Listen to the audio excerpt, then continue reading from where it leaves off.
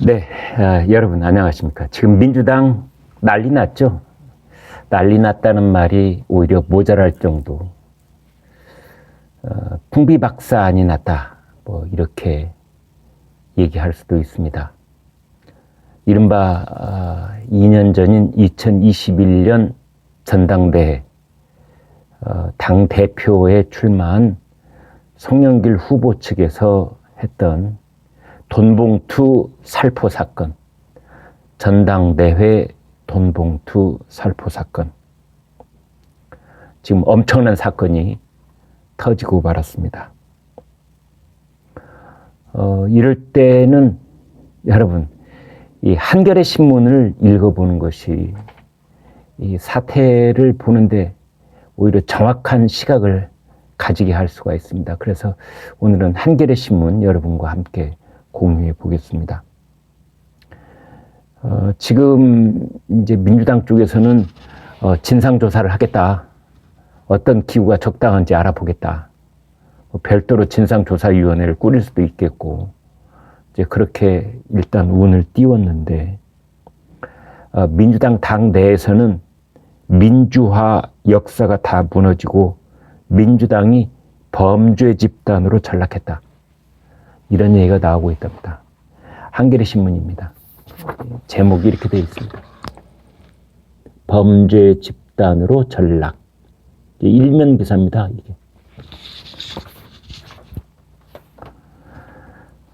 민주당 강선우 대변인, 진상규명을 위한 방안을 논의하고 있다. 당에 여러 기구가 있는데 적당한 기구를 통해 진실을 규명할 수 있을 것이다. 이제 별도 기구를, 특별기구를 만든다는 얘기는 아직은 없습니다. 그 이전까지만 해도 이게 뭐 국면 전환용 수사다.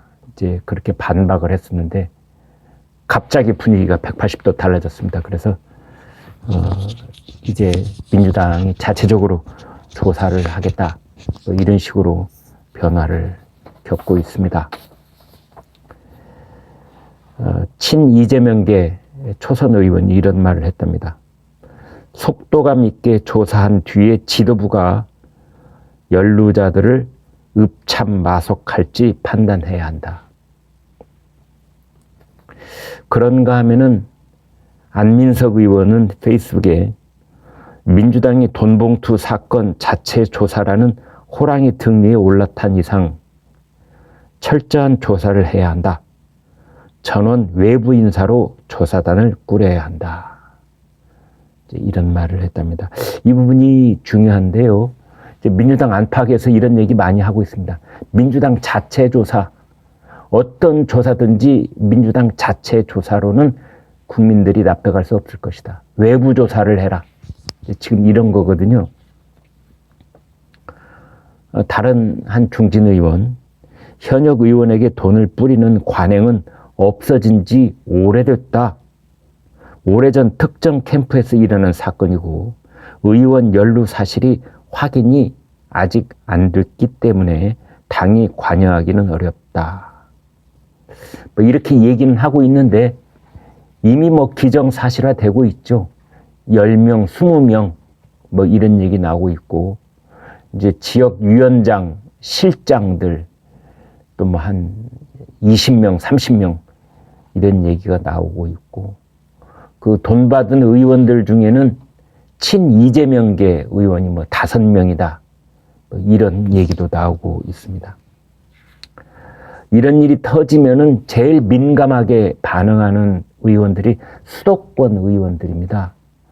수도권 여론이라고 하는 것은 하루아침에도 이렇게 뒤바뀌고 이제 그런 경우가 많고 여야가 간바르 차이로 경합을 하는 그런 지역구도 많기 때문에 이런 일 하나가 치명상을 입히기 때문에 수도권 의원들 이제 여기에 대해서 아주 예민한 반응을 보이는데요. 어쨌든 사건의 근원이 송영길 아니냐. 송영길이 귀국해서 명백하게 흰 것은 희다, 검은 것은 검다. 이렇게 밝혀야 된다. 한 재선 의원, 국민이 또 진짜 화나지 않게 좀 더 솔직하고 상식적으로 대응해야 한다. 다른 중진 의원, 돈 봉투를 돌린 사람들에게 대한 이 출당론까지 나오고 있다. 그래서 이 일은 지금 이제 친명계하고 비명계하고 제2차 대전이 벌어질 수도 있다. 이제 그런 분석도 있습니다. 이런 일이 벌어지면 책임 소재를 따져야 되는데 그 책임 소재 아무래도 이제 이재명계 쪽에 물을 수밖에 없는 것 아니냐, 이제 이런 겁니다. 그런데 여기서 한 가지 문제가 있는데 이런 책임 소재를 묻기 위한 작업을 지휘해야 될 사람은 당대표입니다. 이재명. 근데 이재명은 누굽니까? 인천 계양을에서 송영길이 5선을 했고 그 인천 계양을 보궐선거를 이어받은 사람이 이재명입니다. 이재명은 송영길한테서 정치적 망토를 2개를 이어받았는데요. 하나는 당대표 망토, 하나는 지역구 망토. 그러니까 이재명은 송영길한테 정치적으로 큰 빚이 2덩어리가 있는 셈입니다. 그런데 이재명이 송영길을 진상조사를 해요. 그리고 출당 조치를 해요. 이게 하나가 있고 또 하나는 이재명이 지금 2가지 재판을 받고 있습니다.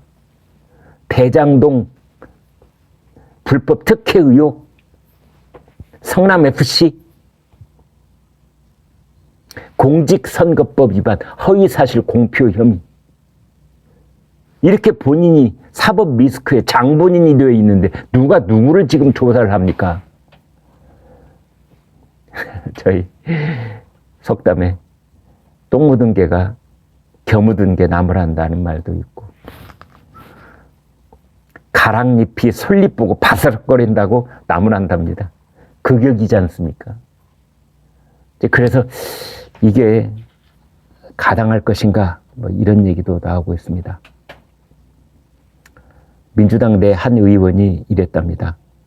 이재명이 사과를 하고 송영길에 대해 출당, 징계 수순을 밟아야 하는데 두 사람이 가까워서 어떻게 할지 모르겠다. 다른 중진.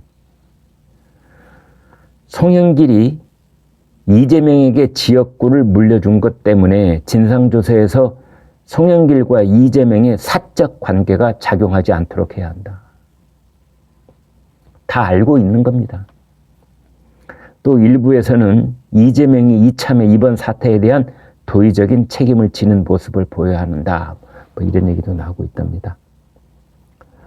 아무튼 민주당 내부에서는 이제 이재명에 대해서는 뭐 야당에 대한 정치적 탄압이다. 이제 이런 그런 프레임을 계속 작동시켜 왔잖아요. 그런데 이번에 전당대회 돈봉투 사건은 이것은 그게 가당찮은 얘기가 돼버린 겁니다. 이것은 당의 도덕성을 송두리째 흔들어 버린다. 이렇게 된 겁니다.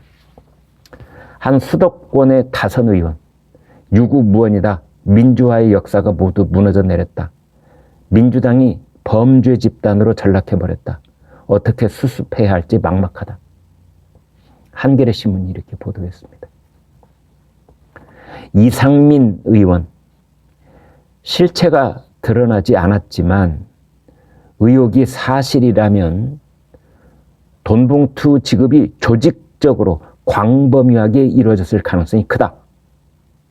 연루된 현역 의원이 10명이라는 보장도 없고 그보다 더 많을 수도 있다. 민주당이라는 간판도 내려야 할 상황일 수도 있다고 본다. 광범위하게 조직적으로 9,400만 원이 아니라 9억 4천만 원이라면 만약에 그러면은 더불어민주당 간판은 내리고 당명을 바꾸든지 당을 새로 꾸리든지 해야 될 상황까지 온 것이다. 이렇게 말했습니다. 여러분 고맙습니다.